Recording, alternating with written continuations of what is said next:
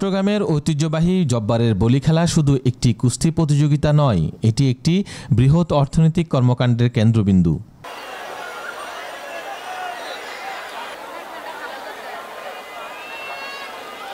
প্রতি বছর 12 বৈশাখ লালদিঘি ময়দানে অনুষ্ঠিত এই বলি খেলা ঘিরে 3 কিলোমিটার জুড়ে বসে বৈশাখী মেলা, যা দেশের বিভিন্ন প্রান্ত থেকে আগত ক্ষুদ্র ও মাঝারি ব্যবসায়ীদের জন্য একটি বড় আয়ের সুযোগ সৃষ্টি করে।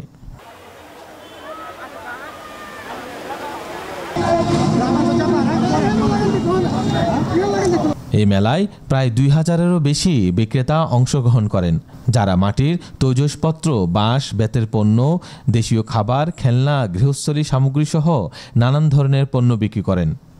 সব লস না, গাড়ি ভাড়া আছে, পিকআপ আনতে গেলে 3000-4000 টাকা, ওই টাকাগুলো তো উঠবে না আজকে যদি মেলা যদি না দেয় টাকা, ওই টাকাগুলো তো উঠবে না আজকে।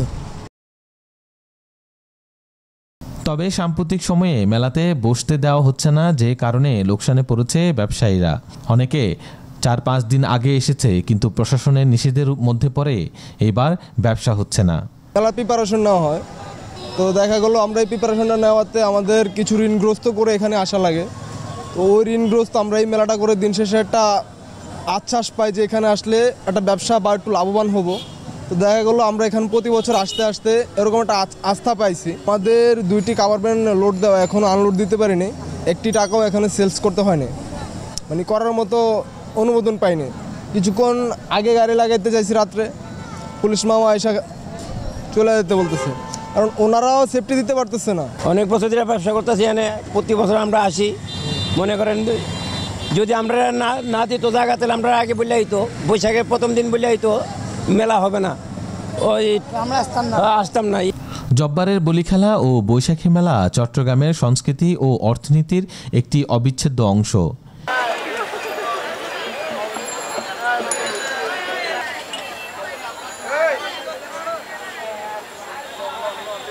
এই আয়োজন শুধু স্থানীয় অর্থনীতিকে চাঙ্গা করে না, বরং দেশের বিভিন্ন অঞ্চলের ক্ষুদ্র ও মাঝারি ব্যবসায়ীদের জন্য একটি গুরুত্বপূর্ণ মঞ্চ হিসেবে কাজ করে।